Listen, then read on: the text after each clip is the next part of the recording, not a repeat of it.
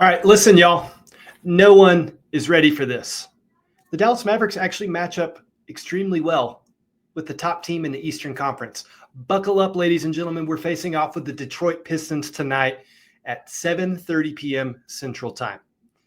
Some storylines coming into that game. Let's talk about it real quick. Is Cooper Flagg going to build on his epic, historic performance from Monday? Will AD even play? It was reported just a few minutes ago that he missed morning shoot-around. Not a great sign.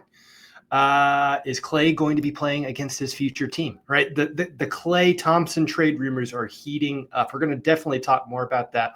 And then not necessarily a storyline, but the thing that everyone has come to love about this show. The bold predictions. I've got plenty of them for you today. And it's going to be a little bit different than my normal bold predictions. We're going to have a couple different scenarios that we talk through here. And as I mentioned a moment ago, there are some trade rumors and updates that we're going to talk through today. I told you guys, the Dallas Mavericks cannot stay out of the news. So a lot of times it's bad stuff, but there's a lot of chit chat happening around the league about the Mavericks and which of their players they might be moving. You've heard me talk about it before, but we're really going to hone in on the most recent updates today. And before we dive into all of this, quick announcement. We are literally one subscriber short of our goal of 50. Okay. Thank you so much for helping build this community. I'd love to get to one more. And heck, why don't we even go for like a stretch goal of 75 by the end of the year? I can't do this by myself. Thank you for helping build this community. Get the word out. Let's get some more subscribers. Let's get some more commenters going here. This is a fun community. But let's dive in. I am your host, Ethan, the advisor Clayton, and this is Your Mavs, a Dallas Mavericks podcast where all are welcome. Y'all better behave. Lots to talk about. Let's dive in. As I mentioned, we're matching up for the second time this season with the Detroit Pistons. The first match happened back November 1st in Mexico City. And yeah, we lost. We lost by 12 points. I think that was right smack dab in the middle, or maybe at the start of the Detroit Pistons, like huge win streak. They handed it to us. I guess it wasn't all that lopsided. And to be honest, guys, so much has changed since November 1st. It's crazy. Right, I'm not going to unpack all the things that have changed since then, but like we're an actual NBA team now, right? As of November 1st, we were still aggressively tracking towards the worst offense in NBA history.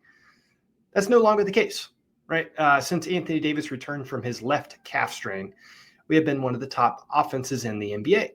So we're an actual team now, right? Not just a one-sided, we're a good defense, and hopefully we can get a lot of transition buckets and run up the score on somebody.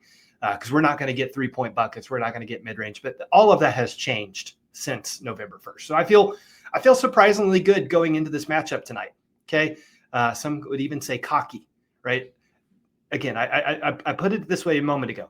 Detroit is at the top of the East. Okay, in fact, they're 2.5 games ahead of the New York Knicks, who are fresh off of their NBA Cup victory. Okay, so they're sitting comfortably at the top of the East. The Mavericks, however, are, a game and a half back from a play-in spot. And it is so interesting, just for the past decade plus, there's been such a huge imbalance between the Western and the Eastern conferences. And it is less imbalanced this year than it has been previously. But even still, the Detroit Pistons are an awesome team. Like, I am not hating whatsoever.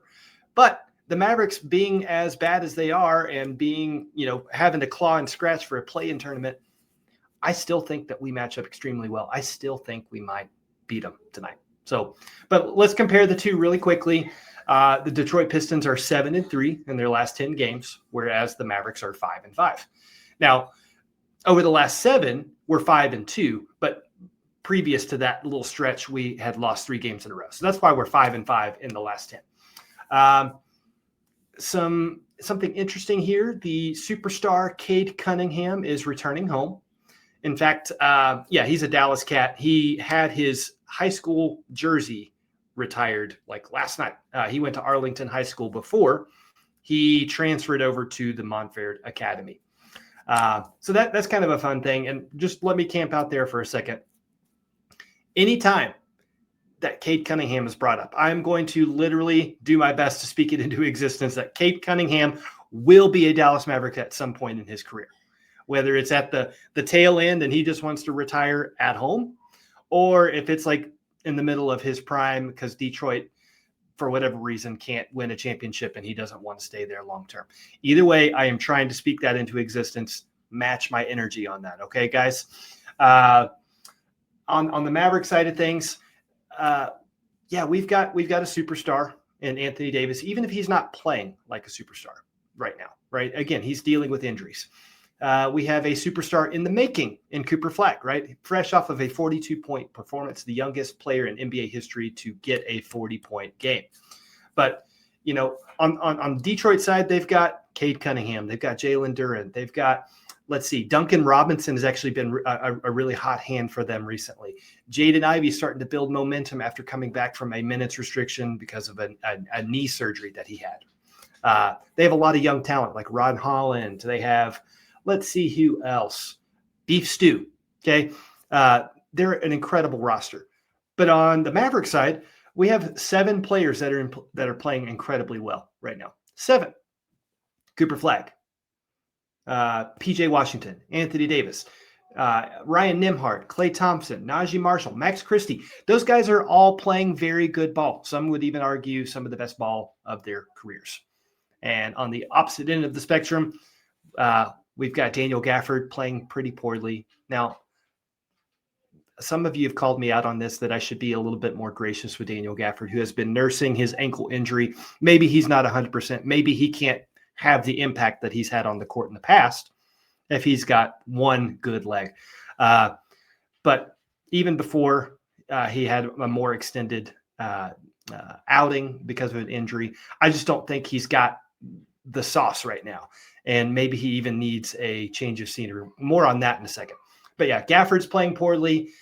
Caleb Martin has had a few DNP coaches' decisions, a few in a row.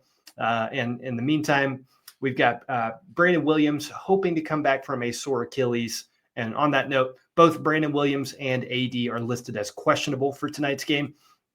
And as of just a little while ago, the Mavericks finished their shoot around and Anthony Davis was nowhere to be seen. So if you felt good about AD's availability coming into the day, I feel less good about it now, right? Being at the shoot around, participating in full practice, like that's what indicates that you're ready to hoop. And he didn't do that. So we'll see.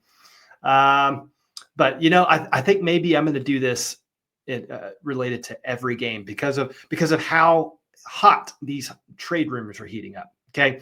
So is Klay Thompson going to be showcasing his talents to his future team? Right. I asked that about Anthony Davis, and it has been reported since that, you know, their interest in Anthony Davis or making a big splash type of trade has been vastly overstated, according to Mark Stein. Like, and I think there's definite credence to that. Why would they need to shake things up in a big way whenever they're winning as much as they're winning, right? And again, they're comfortably at the top of the Eastern Conference. It's not even like they're neck and neck with the Knicks, the Cleveland Cavaliers, who everybody thought was going to be at the top of the conference. They're barely over 500 right now. So I don't think Detroit needs to necessarily shake things up. But if they did, Klay Thompson actually makes a lot of sense for their roster because they need more shooting. So, you know, I'm just going to keep asking these questions because it does seem likely that Klay Thompson is going to be moved. So, you know, showcase your talents, right? Get in front of the Pistons tonight, put up, you know, 5 or 6 threes on their heads and see what happens. Speaking of which, let's talk bold predictions. I'm just going to dive right into it here. And I told you it was going to be different than what I normally do. So scenario 1, right? Whether or not the Dallas Mavericks win, I'm going to say if AD plays, we will win tonight 123-120.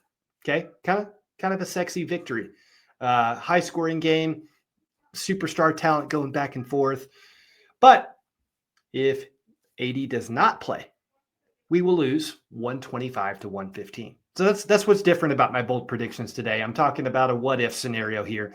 Again, if AD plays, we win by 3. If he doesn't play, we lose by 10. Okay, that's my first bold prediction. Second, Cooper Flagg, he's going to have a 30-point double-double. All right, that's not all that crazy considering what his stat lines have looked like recently. But here's where it gets more interesting. I think he's going to have his best career night from the three-point line, maybe like a 4 or 5 from the three-point line type of night. Okay, he got a lot of his 42 points from the free throw line the other day. I think he's going to get a lot of his points tonight from the three-point line. Homie can shoot, right? And again, there's been a lot of the speculation about the splint over his shooting thumb that, may be impacting his jump shot right now. He's like basically automatic from mid-range right now. He's shooting the ball incredibly well from the free throw line. So that means he is capable of shooting the ball really, really well. And I think we're going to start to see more and more of that as he continues leveling up. So again, 30-point double-double, efficient night from the three-point line from Cooper Flagg. That's what I see happening. And here's why. And this is whether or not AD plays, but let's just say if AD plays, we saw this pretty clearly. I can't remember which game. I want to say it was against the Rockets last week, where he draws so much attention and he gets the ball at the top of the key. There are people that are trying to stop or top trap him and double team and all that. Whenever he has that kind of gravity on the court, that leaves a lot of guys open and able to get good looks. And so that leads me to my third bold prediction. I think Max Christie and Klay Thompson are going to combine for 10 three-pointers made tonight. 10, right? We're going to have a really good night shooting from the three-point line, specifically from those two guys. Also Cooper Flagg, as I mentioned a moment ago. And, if you look at defense or the Detroit, the way they operate, the lane is going to be heavily congested. Okay. They have Jalen Duren waiting on you. They have Beef Stew. Those guys are going to get all up in your face, and they very firmly represent the tough guy ball that Detroit has been known for decades now, right? They embody that spirit so incredibly well. So I don't know that we're going to get a lot of action in the paint. So that means we need to be sharpshooters tonight. So Klay and Max, lead the charge, my friends. Let's do this. So those are my bold predictions for the day. Let's move on to the trade rumor mill, if you will. Okay. I've talked a lot about Klay Thompson today. He is our thumbnail of the day. So he's getting a lot of chit chat. Let's talk about what's being reported about him as of today. Okay. Just a little while ago, it was reported that across the league, many executives feel that Klay Thompson will wind up going back to Golden State. Okay, whether that's this season by the trade deadline or at some point before he retires, that is what a lot of GMs and executives are starting to see as a very high possibility. No one has more pull or say in the Klay conversation than Steph Curry does, right? The other half of the Splash Brothers, right? That makes a lot of sense. I saw a trade idea. Hey, let's send Klay Thompson to the Warriors for Buddy Hield and 1 first-round draft pick. I'd do it, right? Buddy's not as good a shooter as Klay Thompson. He's definitely not the veteran leader that Klay Thompson is, but he can shoot. He is younger than Klay Thompson, and give me those picks. Come on, let's do it.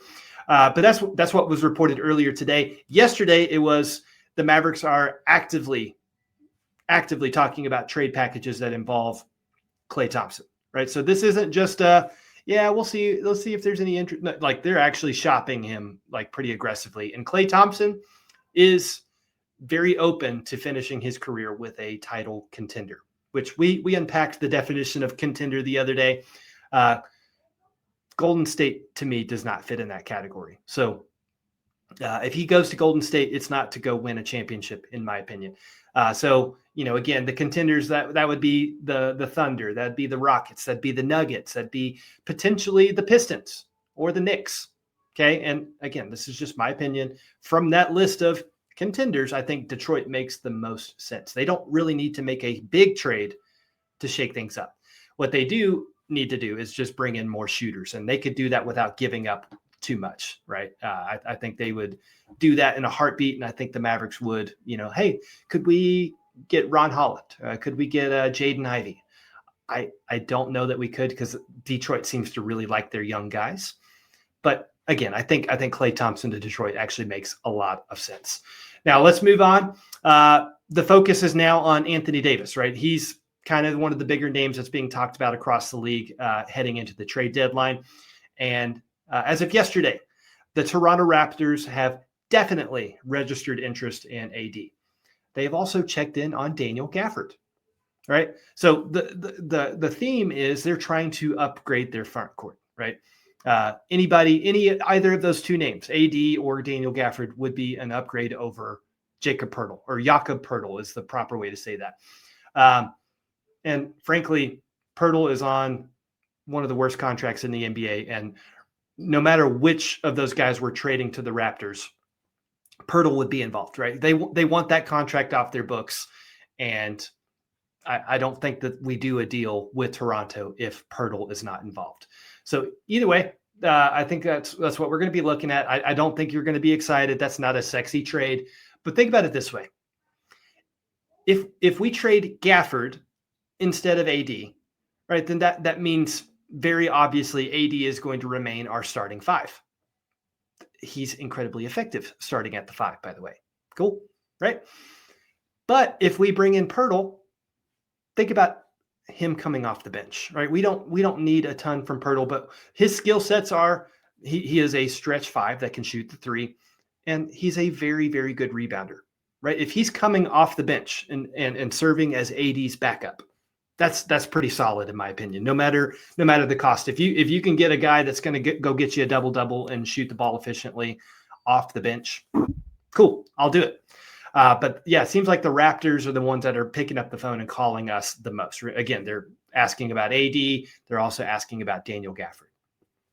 Cool. We'll see what happens there. I don't really like a whole lot that Toronto would have to offer us, but I'm not engaging in trade conversations with them if they're not willing to include Colin Murray Boyles. So that's just my opinion.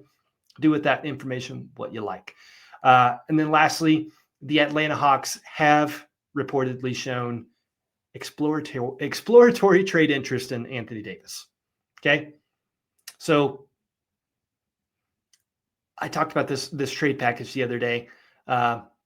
If I'm dealing with the Atlanta Hawks, I'm holding out for Zachary Risacher, Asa Newell, picks, and Porzingis's expiring contract. Turns out like that expiring contract is a hot commodity in the trade market right now.